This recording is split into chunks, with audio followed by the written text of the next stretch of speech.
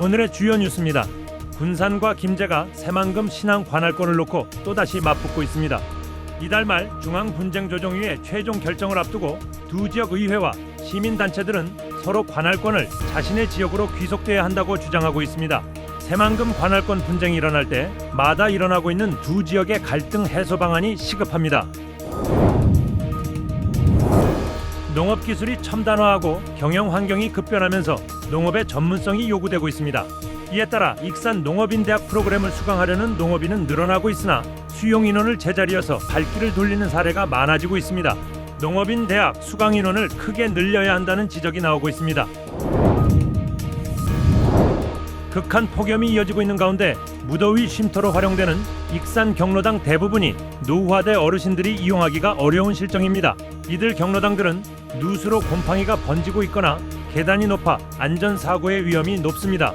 실제로 경로당을 이용하는 어르신들이 넘어져 부상을 입는 사례도 발생하고 있습니다. 여러분 안녕하십니까? 8월 4일 화요일 종합뉴스입니다. 도내 전역에 폭염이 이어지는 가운데 오늘 오전 11시를 기해 전주의 폭염경보가 올해 신설된 최상위 단계인 폭염 중대경보로 상향됐습니다.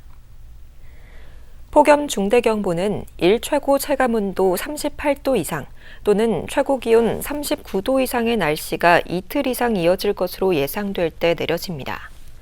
이날 군산 어청도와 무주에는 폭염주의보가, 나머지 13개 시군에는 폭염경보가 유지됐으며 익산과 군산에는 열대야주의보도 발효됐습니다. 연일 이어진 폭염으로 도내 온열질환 추정 사망자가 5명으로 늘었습니다. 전북도에 따르면 어제 완주군에서 82세 남성과 97세 여성이 열사병으로 숨졌습니다. 82세 남성은 오토바이를 몰다가 보호난간을 들이받은 뒤 도로에 쓰러졌고 97세 여성은 텃밭에서 화상을 입은 상태로 발견돼 병원으로 옮겨졌지만 숨졌습니다. 앞서 지난달 정읍과 김제에서도 3명이 온열질환으로 숨진 것으로 추정돼 올여름 도내 온열질환 추정 사망자는 모두 5명으로 집계됐습니다. 새만금 신항 관할권을 놓고 군산과 김제가 정면으로 맞서면서 지역 간 갈등이 갈수록 커지고 있습니다. 중분위의 최종 결정을 앞두고 두 지역의 관할권 확보 경쟁이 최고조에 달하고 있습니다. 올 하반기 개항을 앞둔 새만금 신항. 하지만 아직 행정구역이 정해지지 않아 지번조차 없는 주인 없는 항만입니다. 행정안전부 중앙분쟁조정위원회가 이달 안에 새만금 신항 방파제 행정관할권 결정을 내릴 예정인 가운데 군산과 김제의 관할권 경쟁이 갈수록 치열해지고 있습니다. 군산시는 새만금 신항이 기존 군산항의 연장선에 있는 항만이라는 점을 강조하고 있습니다. 새만금 신항은 군산항을 대체하는 시설이 아니라 군산항의 경쟁력을 높이고 확장하기 위해 조성된 외항이라는 주장입니다. 한국노총 군산시지부도 관할권 확보에 힘을 보탰습니다. 노총은 4일 기자회견을 열고 군산항과 새만금 신항은 하나의 항만이라며 관할권은 군산으로 결정돼야 한다고 밝혔습니다. 또 요구가 받아들여지지 않을 경우 40여 개 회원조합과 함께 모든 합법적 수단을 동원해 대응하겠다고 강조했습니다. 새만금 신항은 군산항을 대신하는 항만이 아니라 군산항을 살리고 키우는 항만이다. 새만금 신항의 관할권은 단순한 행정구역의 문제가 아니라 군산의 산업과 일자리, 시민의 삶을 지키는 생존의 문제이다.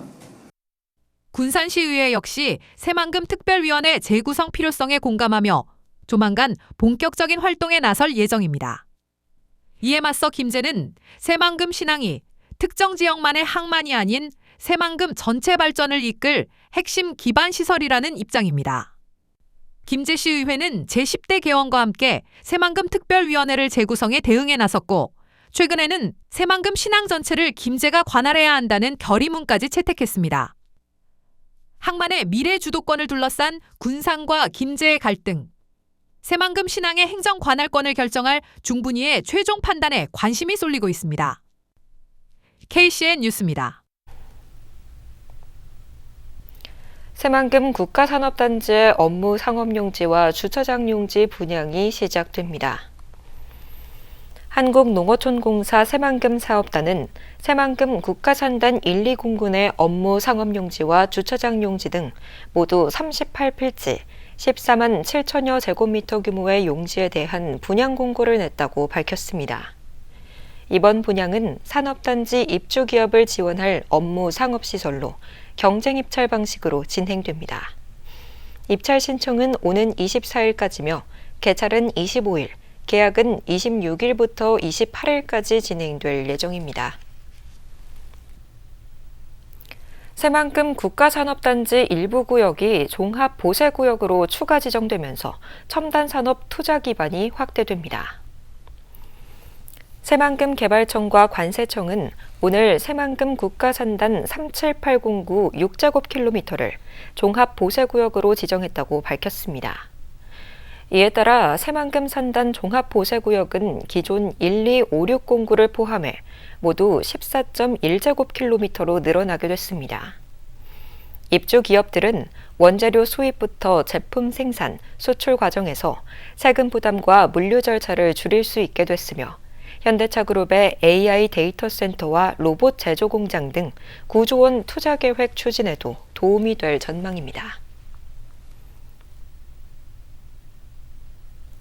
군산시가 2,596억 원 규모의 완충 저류시설 설치 사업을 위한 행정 절차에 본격 착수했습니다.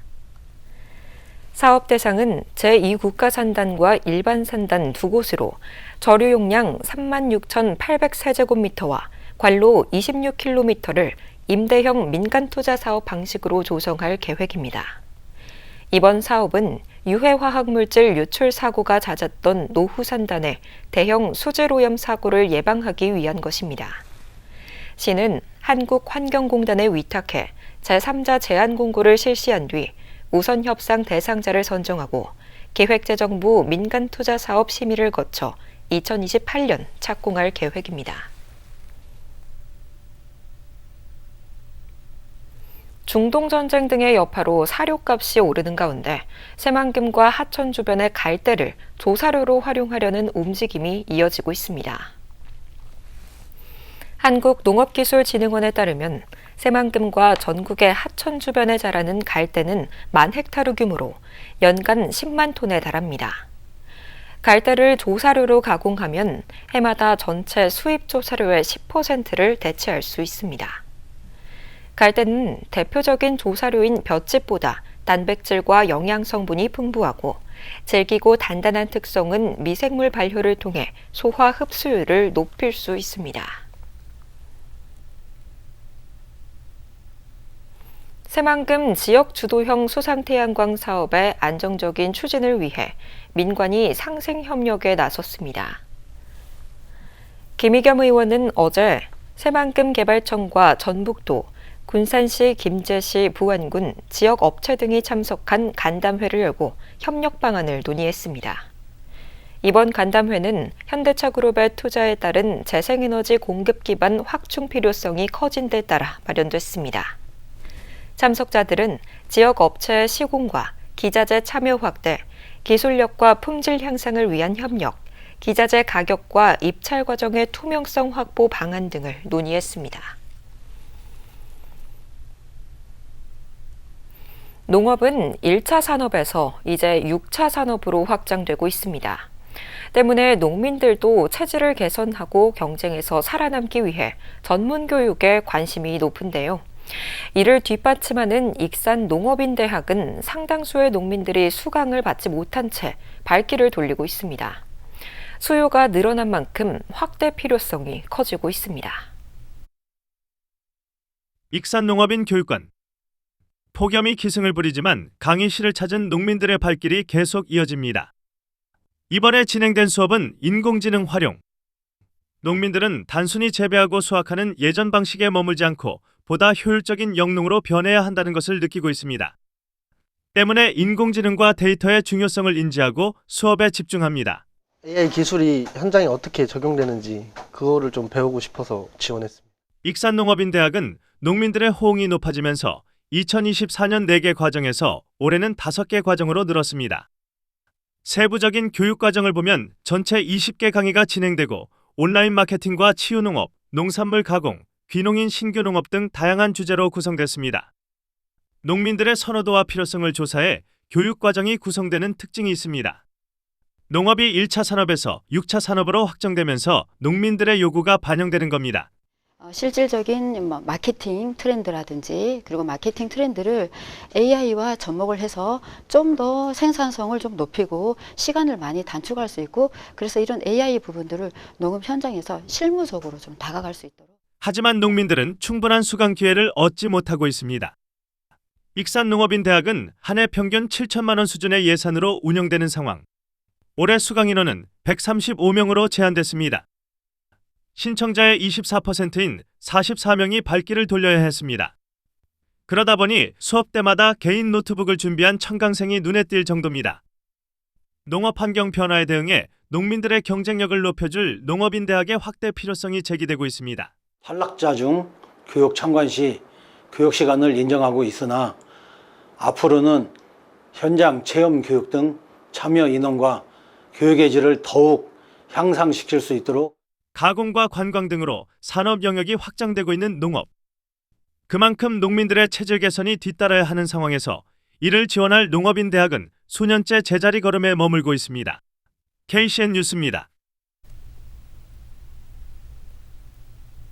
정부가 추진 중인 발전자 회사 5개사 통합과 관련해 한국발전공사 본사를 도내에 유치해야 한다는 주장이 나왔습니다.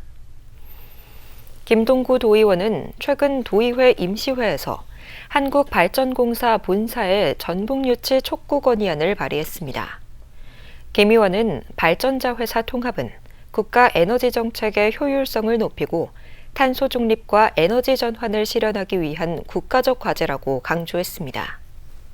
또 새만금을 중심으로 서남권 해상풍력과 태양광 등 풍부한 재생에너지 자원을 갖춘 전북이 한국발전공사 본사 입지의 최적지라고 주장했습니다. 다음 달부터 전라선 고속열차 운행 횟수가 확대됩니다. 국토교통부에 따르면 다음 달부터 전라선 고속열차 운행 횟수가 주중 40회에서 45회로 늘어납니다. 주말도 45회에서 54회로 확대될 예정입니다. 군산시가 생태환경관리와 연계한 노인 일자리 사업을 운영하고 있습니다. 시에 따르면 생태도센트 노인 일자리 사업에 어르신 274명이 참여하고 있습니다.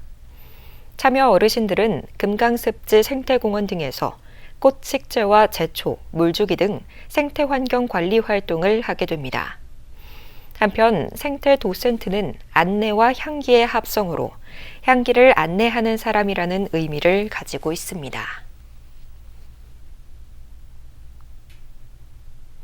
도내 빈집이 1년 사이 13% 넘게 늘어난 것으로 나타났습니다. 국민의힘 김종양 의원에 따르면 올해 도내 빈집은 14,891가구로 지난해보다 1,736가구, 13.2% 증가했습니다. 이는 전국 평균 증가율 5.2%의 2배를 웃도는 수준으로 빈집 순증가 규모는 충남과 경북에 이어 전국에서 3번째로 많습니다. 전국의 빈집은 14만여 가구로 70% 이상이 영호남 등 남부 지역에 집중된 것으로 집계됐습니다. 익산시가 민선구기 시정운영계획 보고회를 오늘 가졌습니다. 이번 보고회는 민선구기 분야별 핵심 목표 실행 방안을 체계적으로 구상하고 향후 실행력을 확보하기 위해 마련됐습니다.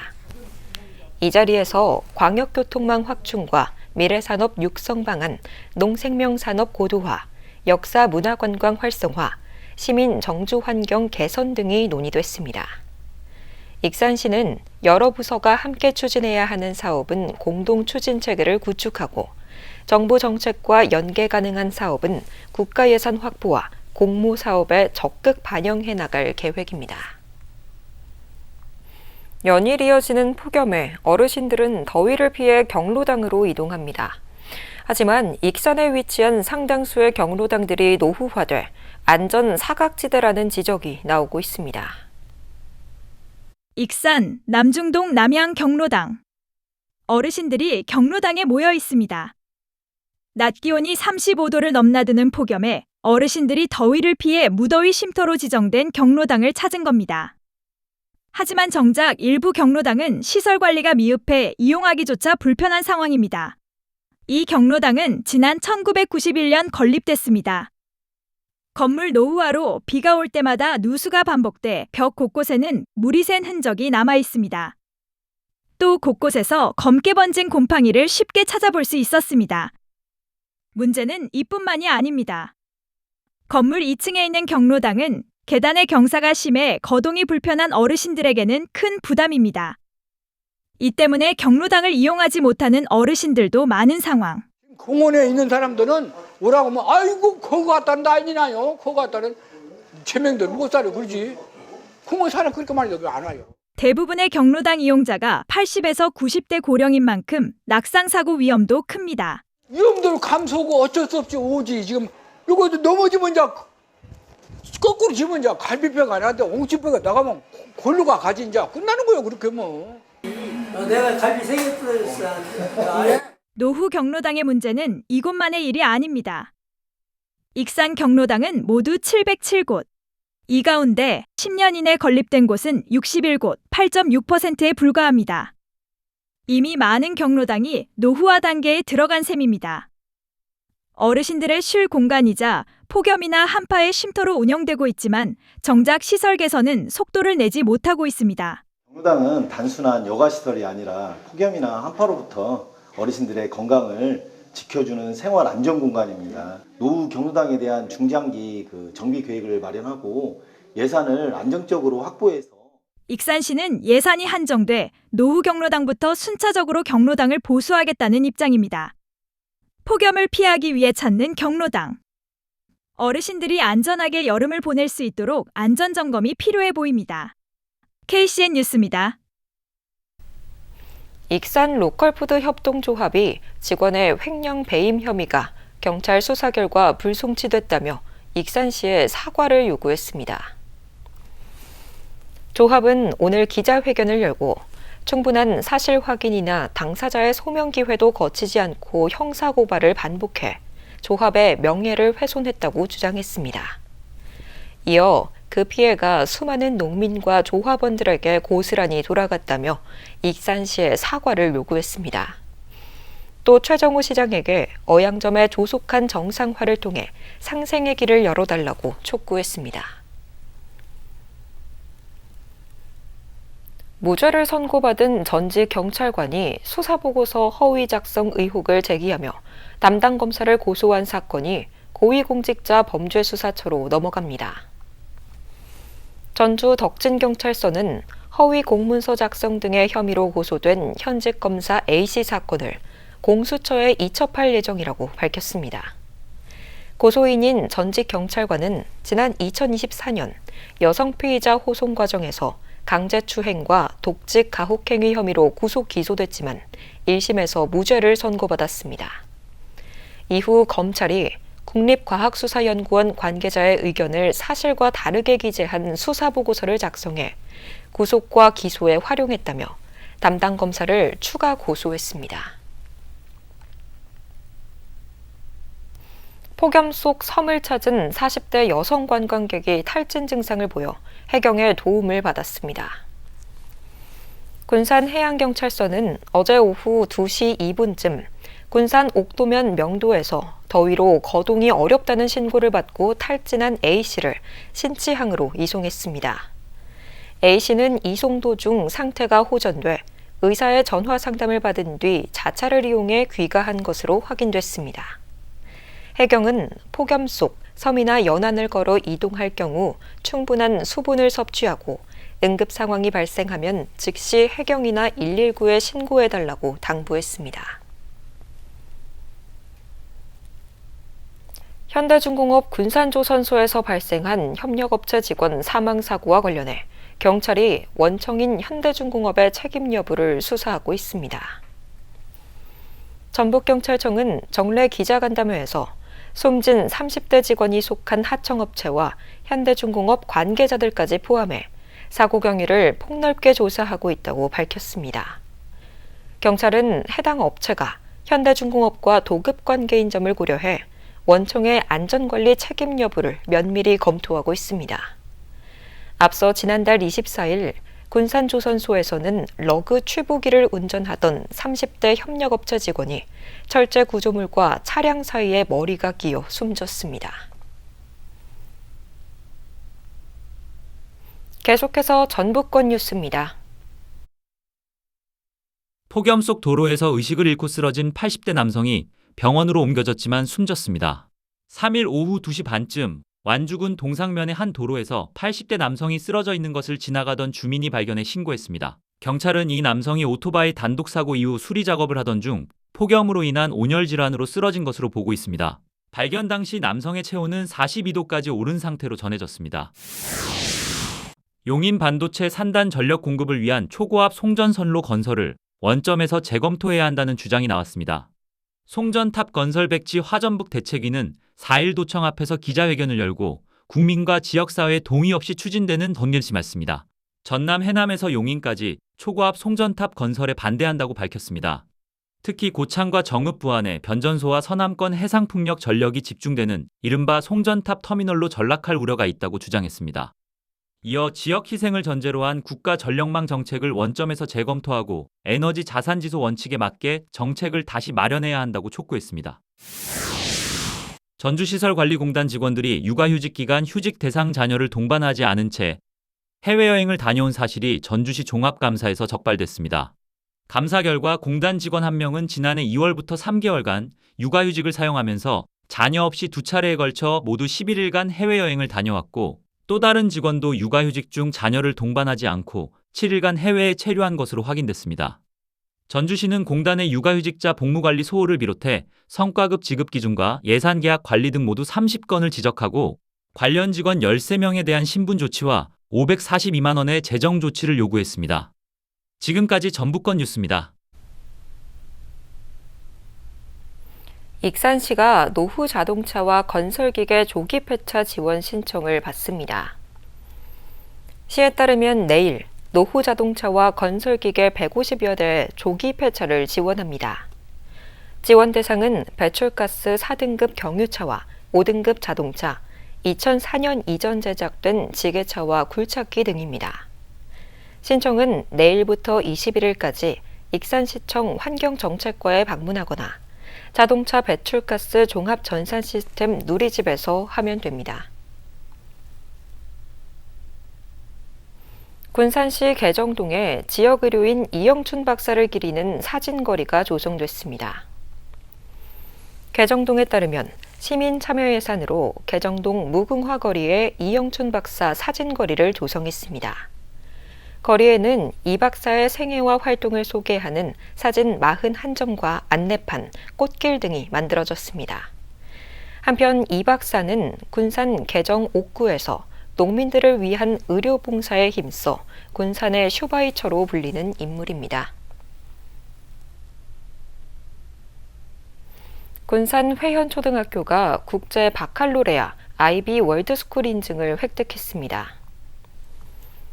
회현초는 국제적으로 인정받는 교육과정인 국제 바칼로레아 초등학교 프로그램인 PYP 월드스쿨 인증을 받아 도내에서 9번째 IB 월드스쿨이 됐습니다. 학교 측은 학생 주도 탐구 학습을 기반으로 한 교육과정이 국제 기준을 충족했다는 평가를 받았다고 설명했습니다. 또 교직원과 학부모, 마을 주민이 함께 교육과정을 운영하는 마을교육 공동체를 바탕으로 배움의 공간을 학교 밖으로 확장해왔다고 밝혔습니다. 다음은 우리 동네 소식입니다.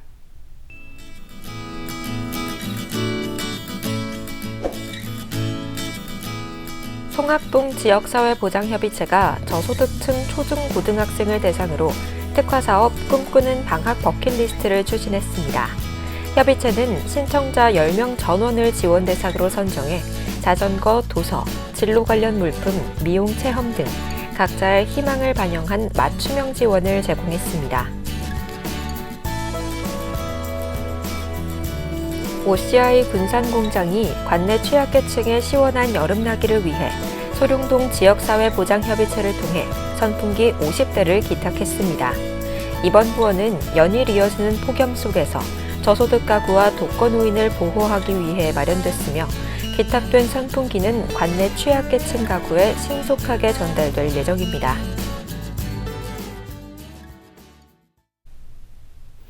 이어서 내일의 날씨입니다.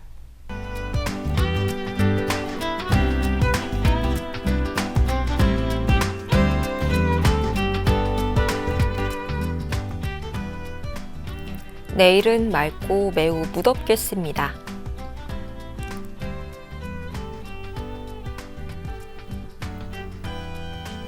내일 도내 기온은 22도에서 36도 안팎까지 오르겠습니다.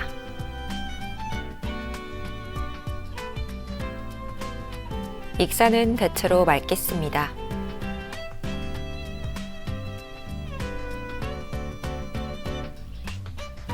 군산도 대체로 맑겠으며 파고는 최고 1m로 잔잔하겠습니다.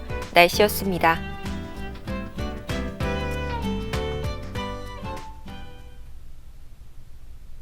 이상으로 KCN 종합뉴스를 마칩니다. 정확한 보도로 늘 함께하겠습니다. 시청해주신 여러분 고맙습니다.